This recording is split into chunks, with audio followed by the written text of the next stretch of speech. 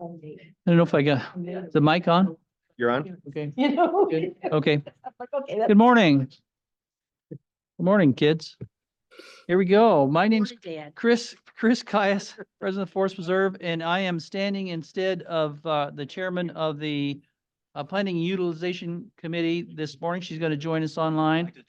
But I will chair this meeting, and I'm calling this meeting for the Planning and Utilization Committee to order on Thursday, September 26th, 2024 at about 9:40 a.m.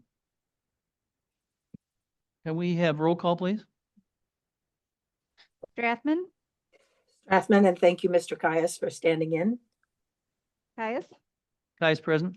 Bates, Ford, Board present. Gums, Kenyon, Here. Lewis, Here. Linder, Linda present. Pepe. Happy here. You have quorum? We have a quorum. Great, thank you. For remote, we have Strathman and Linder. Is that okay with everybody if we have those to participate and voting No objections. members of this committee? Then those are approved. Then I would accept a motion or a request to approve the minutes from July 25th, 2024 and August 29th, 2024. Board moves Board moves. as unanimous. Ford asks for unanimous consent for those minutes. Is there any objection? Hearing none. They are approved. Is there any public comment? Anybody online? In writing? Nothing? Bids and proposals. I have Mr. Pat Chess, but we'll start with a motion and a second for TMP 242906, a resolution approving bids for herbicide control of woody resprouts at various preserve. Moved by Lewis moves. Linda. second by Linder. And then Mr. Chess. All right, good morning. Yeah, I'm happy to provide you with information to consider the approval of bids to control woody resprouts across several preserves. This work follows on from the contracts that you would have seen a couple months ago, where we remove woody invasive brush from our natural areas. Primarily, we're doing that work in the winter, doing the physical removal. Those initial contracts will cover one growing season's worth of follow-up on there. Although when we do these kind of large scale buckthorn honeysuckle removal projects, what we find is that once you open up the ground to the sunlight, right, you remove those kind of large species. Some of those will resprouts. We try to take care of those in the first year. But as the sunlight hits the ground, you'll expose kind of the built up seed bank of the buckthorn and honeysuckle that's been there over the years.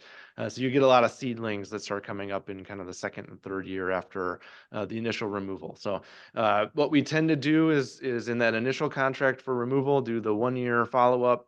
And then we like to kind of follow that up here with a second year of contracted control to really kind of help preserve that investment that we've done in the first year of control.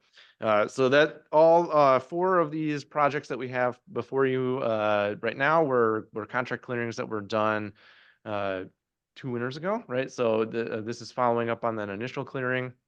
The first 2 projects are at Hampshire Forest Preserve, and then we've got a project at Burnage and a project at Grunwald. Financially, those first 2 projects, 1 and 2, are part of our Fiddlehead Woodland Restoration Project. That is a $230,000 capital project out at Hampshire. We do have sufficient funds of a little over $69,000 remaining in that project, which is enough to cover this total expense at $39,667. And then projects 3 and 4 at Burnage and Grunwald, those are coming out of our operating budget. We do have $140,000 budgeted this fiscal year for weed management, and we do have sufficient funds of a little over $98,000 available to cover the total expense of 3 and 4 combined at $18,784.60. So the cost of all 4 projects together is $58,451.60, and we are recommending approval of all 4 projects. Okay, Mr. Kenyon, questions, Do you comments? use 2,4-D? No, we don't with our contractors and we don't with staff either. Yeah. What do you use?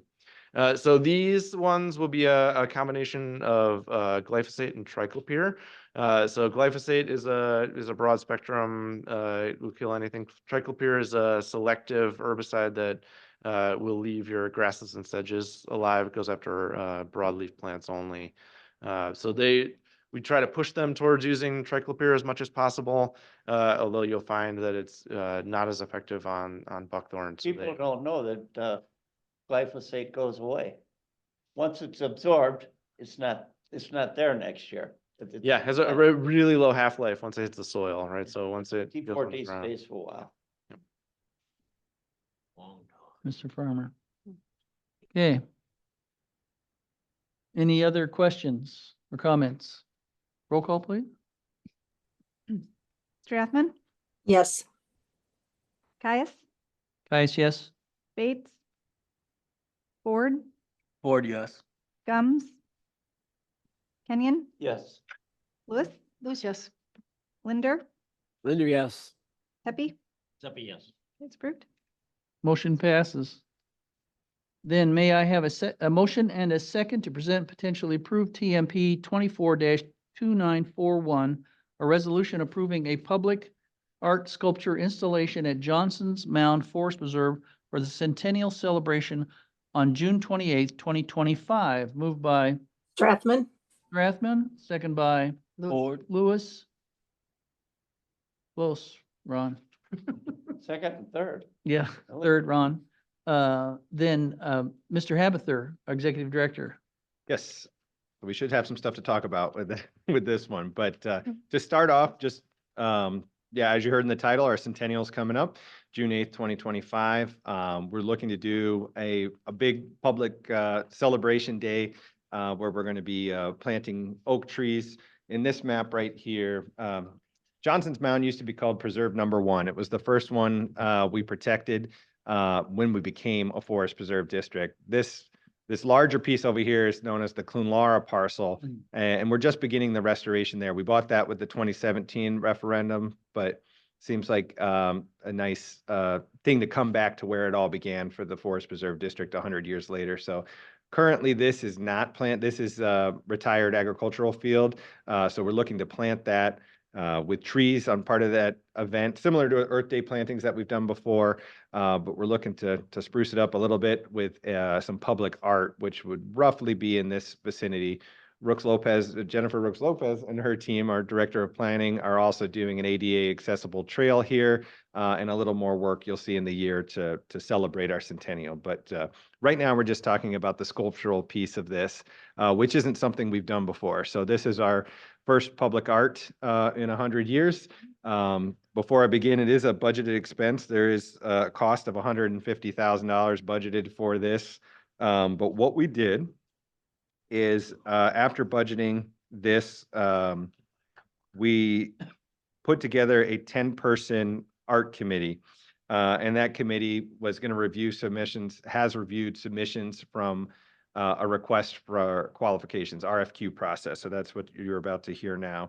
I just wanted to publicly thank that committee, including Lynn Caldwell, who's the executive director at Fine Line Creative Arts, Sue McDowell, who's the president at the St. Charles Art Council, Becky Gillum, president of the foundation, President Chris Caius sat on that, as well as Chair Cheryl Strathman. The rest was comprised of staff, including myself, Lori, Jennifer Rooks Lopez, and special thanks to Zach Tig, who helped originate the idea, as well as Brittany Kovac here, who's helped see get us to this point by arranging everything, including writing the submission. So with that said, what we did is request for qualifications. It was a rather loose brief, so as not to per the direction of our art council, we didn't want to be too specific, but something that would celebrate 100 years of our mission on the landscape. So we received 5 submissions. 4 interviews were conducted after that, and then 3 of the artists were invited to make models, and they were given $1,000 stipend to create those models.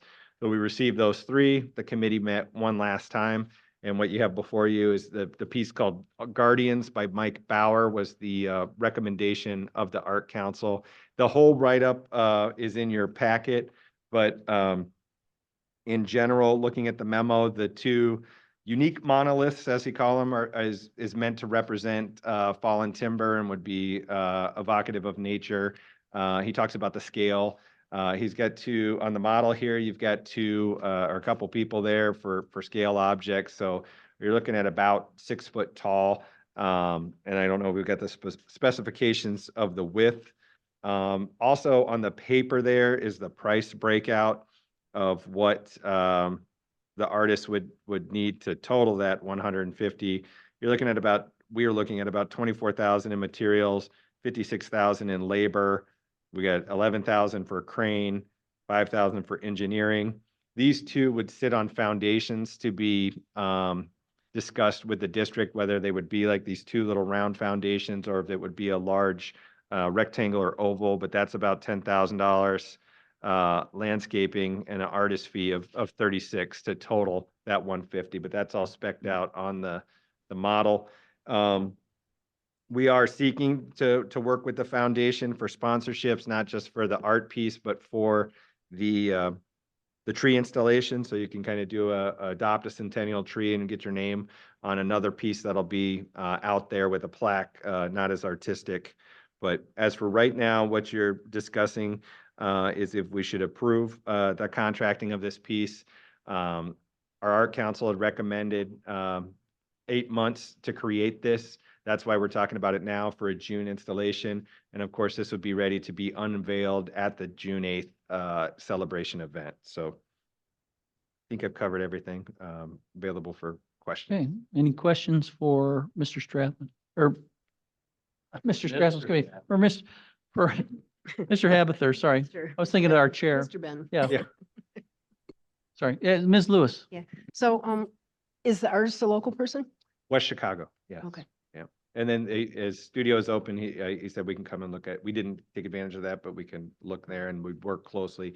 One thing I did want to mention is this piece doesn't look like molded down wood, but in his brief, he wrote, each unique monolith will be cast in an original mold fabricated with salvaged fallen trees or small invasive saplings cut from my property. And then he goes on about the proportions. So it'll look a little bit more like molded trees. So this is just a concept. And he's got like the background to do this? Yes, yeah, the art, yeah, he's very established and he provided, all of the artists provided, the three selected artists provided other installations that they've done of this size. Can we see it? Yeah, I don't know, It'd be kind of cool. we could get it for exec, but he provided at least 8 other, and he works in this kind of metal and concrete medium. So this is his thing. Jen's gonna see if she can get the packet. Well, it'll be there a long time. That was part of it. We wanted something that would last 100 years. So we had works in concrete, metal, and bronze, things that would last. And Ms. Strathman, did you have any comment? I know you're on the art committee. Yeah, I think one of the best parts was how grateful this and excited this particular artist was to be selected to make this piece. It was very cool. Great, thank you. And Mr. Roth, you have a comment? Has there been, Roth here, has there been any discussion? I mean, because it's kind of in the middle of nowhere, like kids climbing on it? Yes. So absolutely. We discussed maintenance concerns, vandalism concerns, and potential risk on any of the pieces. This does kind of invite an interactive component. So working with Chuck Meisner, our safety and wellness coordinator, this doesn't exceed the height requirements where different playground regulations would be required. So this is, I don't know if he sent this to Paderma yet, but he's confident that it's within the parameters that to continue our insurance. Well, I mean, are we gonna have signage, no climbing and type of stuff? There might be a, there might need it's to be a very no climbable. climbing sign. Yes, yeah. But if No it's, bicycles allowed on the trail. right. Yeah. Yes, and we did discuss, yeah, whether we deal with vandalism all the time on the outhouses and that sort of thing, and basically anything out there would, This looks pretty durable. Right. Well, it looks like it's kind of rough, like Mhm. the surface, like a tree, Yeah, and it might not invite people to climb up. Right, and we can talk to the artist right. or executive, get you some more, answer some of these questions. Put Have barbed you wire seen around little it. boys? I wouldn't climb up on it when I was a kid. know. I would recommend razor wire, Razor wire. razor wire, yeah. That's right. Wow. I think maybe we should take this to executive session. We're talking about mutilation and things like that. No. So we're waiting for Jen to come back with something, or was she? Well, she was Sure. gonna see if you wanted to see examples of this artist's other work, but This will be out in the open too. this will be wide open, and then so, yep, it'll be in the elements, and it'll just be, the final placement would be decided with staff and the artist for situating it on the landscape, but it would not be covered or anything like that, so. And Mr. Chair, Oh, yeah, Mr. Rathman. there also was talk that there would be a pathway in between it, leading up to it. Is that still the idea? Yes, yeah, so that wasn't finalized, so whether or not this would sit on either side of a trail with the trail going through it, or if it would be, if they somehow wanted to frame the grove with these pieces, it's something you look at, that's not settled yet, yeah. Yeah. Okay. It was a Well, very impressive piece. No, it is. yeah, we're looking at it in person here, and it does, even into the small scale, it's pretty impressive. And I guess we don't really have to look, if you want to do a vote, we can see the other. Yep, I don't know that we change it. They're available if you want to see.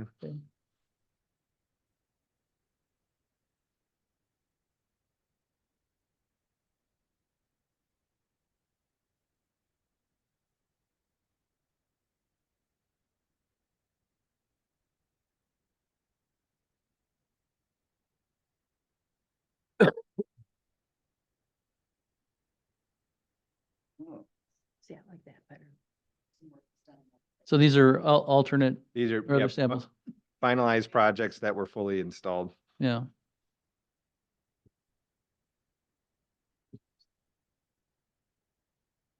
The thing that I found was when we had the artists who were judging or helping us decide, they had many interesting comments about all of the other candidates.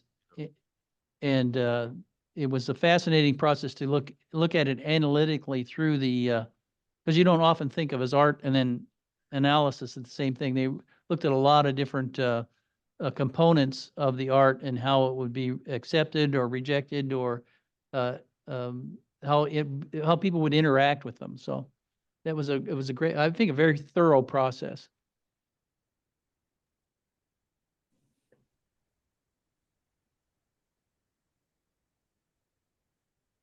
And I think this artist had one of the deeper portfolios from those Yeah. we looked at, as you saw. And diverse, a diverse Definitely portfolio. a style. Yeah. Yeah, for sure. Okay. All right. Well, if there's no other questions for anyone, roll call, please. Before Ron makes it to the door. Rathman, Strathman, yes. Caius, Caius, yes. Bates, Ford, Gums, Kenyon, Yes. Lewis. I'd like to abstain. Okay. Linder, Yes. Pepe, That'd be yes. it's approved. Motion passes. There is no new or unfinished business unless there's something that one of the committee members has. And we do not, I have it marked as no closed session required this morning. Excellent. And communications, Lori. Thank you. We had our volunteer appreciation dinner on Wednesday, September 18th at the Wilds at Red Oak. We had roughly 150, I think, guests for dinner. And we celebrated our volunteers of the year in each of our service areas. And there are probably more volunteer service areas than you would think. I wrote them down just so you would know. Mounted Rangers, Snowmobile Safety Patrol, Fabian Windmill Millers, Preservation Partners at Leroy and at Fabian, Education Program Volunteers, Nature Center hosts, and in Natural Resources stewards, restoration crews, and seed team. So it's a great event celebrating our volunteers, and congrats to the HR staff for putting on a fantastic event. Mr. Kenyon, we did relay your comments to Rob specifically, and he said noted. So It was a good event, but it was long. you should come back. Probably had to stay overnight. It was after dark. I did bring a pup tent. Yeah. You can come back next year, Mike, and see if he's made improvements on the time. But it was a good event. I was surprised that it was the first one in 5 years. COVID. Yeah, because of all the other stuff. Well, it wasn't the first one in 5 years, but it was the first more formal one. We had some picnic type atmospheres at Brewster Creek. Yeah, this was back to the big one. Well done, barbecue. And for length, I'm going to reiterate, I only had 3 words. Thank you, thank you, thank you. It was definitely not President Caius's fault. Keep it short. So cut it down to 2 next time. Hyphenated. 33% increase or decrease. So we had a Ixar Fox River Jay across the county. Our event was at Glenwood Park Forest Preserve in Batavia. We had over 100 attendees and over 500 pounds of trash removed from the preserve. And you can see some of that on screen. Everybody had a good time. Some of the kids in the middle on the bottom found a bone and were asking naturalist Erica Lemon what it possibly could be. We had fly tying out from DuPage. It was a great day out at Glenwood. And then this Sunday is our annual Harvest of the Acorn Moon Festival, which we're changing the name to Harvest Festival going forward, so people will really understand better what it is, but it's pumpkin painting, mule-drawn hay rides. We'll have a traveling science center there for the first time. There'll be live music that the kids and families can play along with, games, crafts, and more. This is always a really nice time out at Oakhurst Forest Preserve, so you're all invited. Please stop by. There's no fee for admission, but there is a small fee for crafts and refreshments. And then if you follow our Facebook page, you'll see how insane the comments have been on the Carpentersville Dam updates. Attached at the bottom is one of the videos that we've posted. We are posting them online, both on our website and on social media. And then Kate, if you click on the website link, hopefully it works today or not. But if you go to our website on the homepage, teamforce.com, and then scroll down, there's a link to Carpentersville Dam. I'm moving the podium. Scroll down, keep scrolling down on the page. There you go. There's a link to the Carpentersville Dam removal up above that. There you go. And then this is our dam page on the website, and we've got time-lapse videos. This will show the entire project from start to finish, and we upload this every weekday. And you can slow it down if you want to. You can see Jarrett Sanchez kayaking up to that at some point in one of the videos. And then we also have the initial notching video posted that Jennifer Rooks Lopez shot. And then we have the whole playlist on YouTube where you can watch videos as we shoot them with drones or cell phones or the time-lapse camera. So we've been posting this to Facebook as well. And as I said, there have been a ton of comments, some science-based, some not. And we are trying to answer those as best we can. And How many then- comments have there been? Okay. How many comments have there been? Oh, a lot. 1,000? I don't have a total on that, but our engagement is through the roof. And right now, people are kind of fighting political fights back and forth on our page. As part of the First Amendment, I can't wade in and delete or hide those comments. Those don't violate our comment policy. So it's helping our engagement. So let them fight it out on our page. I don't care. 2 more things. We had our public information meeting. I'm sorry. Did you? I had one more question. Are we removing the material after we knock it down? Yes. It's a different, I mean, that can't remove it. Is what No, there's a another, good video of that too, of the Okay. the truck. Looks like Okay. old Tonka trucks out there running Okay. all out of there. okay. Yeah, that's on Facebook and also on our YouTube page as Okay. well, the Okay. removal of it. How And- long is this gonna take? I think we'll be done mid-November. So a while. So right now, we're way ahead of schedule. We were supposed to start the initial notch today, actually. So we're a good week ahead of schedule. The original plan had us go until the end of October. I'm guessing we're probably middle of October, but I haven't seen the official update to the schedule yet. Get up. See it.